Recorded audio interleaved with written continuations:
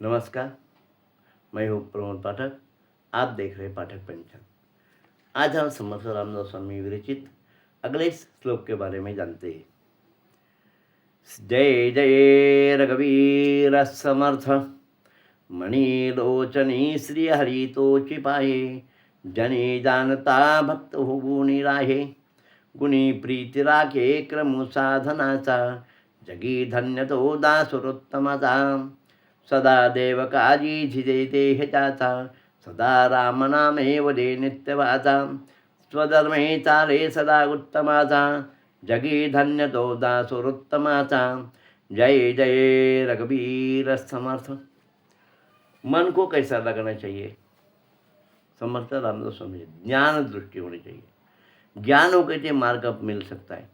श्री हरि भगवान विष्णु के शरण में जाइए, आपका कार्य सफल होने में सहायता होती है। ज्ञान द्वारा अज्ञान निर्मूल हो जाता है। जिस जगह अज्ञान जाता वो भक्ति मार्ग से भक्त होता है। भक्ति और शक्ति दोनों का मिलन होने जाएगा। ये क्रम मार्ग से जाएंगे तो भगवान हम राम जी के दास बन के हनुमान जी के से कार्य में सब तत्पर रहेंगे तो ही हमको कार्य में यश प्राप्त होता है। हमेशा भगवान के कार्य के लिए, देश के कार्य के लिए या देव कार्य के लिए हमारा देश जीतना चाहिए। हमेशा काम करना तत्पर रहेंगे, देश और धर्म के लिए काम करेंगे तो हमारा नाम होता है।